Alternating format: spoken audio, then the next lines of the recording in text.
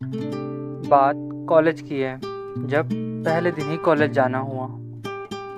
वैसे कॉलेज जाने का पहला दिन कुछ खास होता है। जिन लोगों से मोबाइल पर एडमिशन के समय बात की थी, आज उन लोगों के सामने से चेहरे देखने के लिए मिलेंगे। कुछ जिज्ञासा तो सबको होती है, कैसे दिखते होंगे, कैसा व्यवहार होगा, मतलब कि दोस्त बन के रह जाएंगे या दोस्त कम भाई बन के रह जाएंगे। अगले 4 साल उन्हीं के भरोसे तो बैठना है। बहुत कुछ मन में रखते हुए कॉलेज पहुंचा, क्लास ढूंढी और जाके बैठ गया अपनी सीट पर। माना कैंपस बहुत बड़ा था, लेकिन हम भी कम खोजी थोड़ी ना थे। आसानी से कॉलेज की क्लास ढूंढ ली हमारी। कॉलेज घूमने में तो हालत खराब हो गई, पर पंखे ने थोड़ी सी राहत की सांस तो दी। फिर सोचा बाकी लोग क्यों नहीं आ रहे। ये फिर याद आया, मैं तो क्लास के आधे घंटे पहले ही आ गया। तो सोचा थोड़ा सा बैठ जाता हूँ या कैंपस और देख लेता हूँ, तो मुझे बैठ जाना ही बेटर लगा। एटलीस्ट सारे बच्चे आ ही गए। सीनियर्स को इंट्रो भी दिया, सारी क्लासेस भी लगाई और अब टाइम था थोड़ा सा लाइब्रेरी घूमने का। पर जो नए नए दोस्त थे उन्होंने बोला पहले दिन ही लाइब्रेरी जाके क्या ही करेंगे। तो सोचा ये भी ठीक बात है, घूम के ही आ जाते हैं और कहीं से। तो कैंपस घूमा और फिर वही अपना बासा दिन लेकर घर आ गया। घर आके 4 दीवारें, मेरा छोटा सा रूम, पर इसी में जन्नत बसती है मेरी। तो अगले दिन कॉलेज गया तो सोचा पहला काम लाइब्रेरी घूमना हो जाए। अपनी सारी क्लासेस ख़त्म करके लाइब्रेरी के लिए निकला ही था कि लिफ्ट में दोस्त मिल गए, फिर उनके साथ नीचे जा ही रहा था। हमारी क्लास 3rd फ्लोर पे लगती है, तो 1st फ्लोर आने के लिए थोड़ा सा सीढ़ियों से तरास तो आता ही है ना।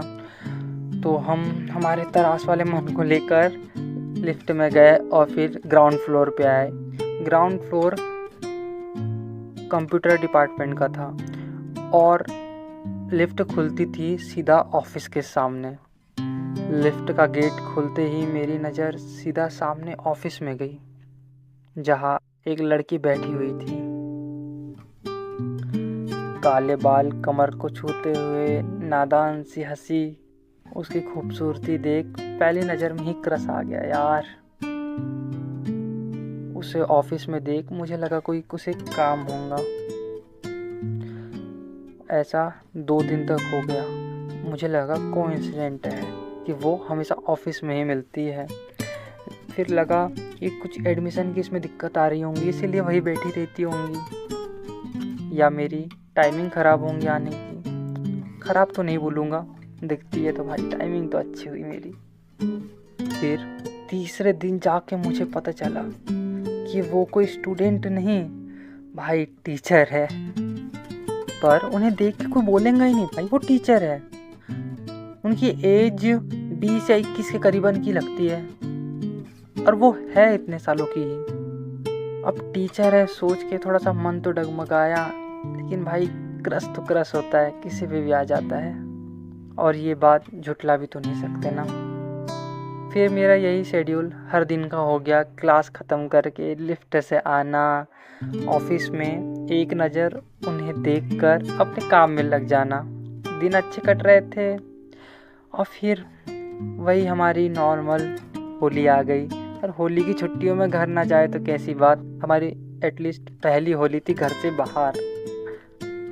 घर आया, घर आने के लिए मुझे ज़्यादा समय तो लगता नहीं था, 5 घंटे का सफ़र लगता था, लेकिन वो 5 घंटे भी बड़े प्यारे बीतते थे भाई। आजू बाजू का नज़ारा ही इतना खूबसूरत होता था। घर आकर मेरे क्रश की मुझे थोड़ी सी याद तो आई, पर दोस्त लोग किस लिए होते हैं।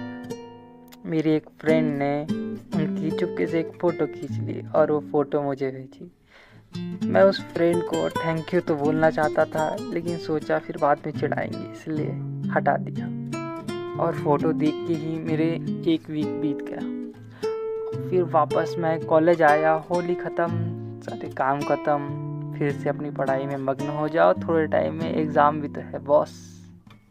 कॉलेज आकर मैंने पहली नज़र वही जाके देखा, लेकिन वो वहाँ नहीं थी। मुझे लगा कि वो भी कॉलेज होली की वेकेशन में अपने घर चली गई होंगी। पर 1 वीक के बाद उनके चेयर पर मुझे एक मैम आके बैठी हुई दिखी। फिर मैंने वही के एक टीचर से पूछा तो मुझे टीचर से पता चला वो तो जा चुकी है। मेरे सारे अरमान नदी में बहा चुकी है। उस दिन बुरा तो लगा। मेरा कॉलेज का पहला क्रश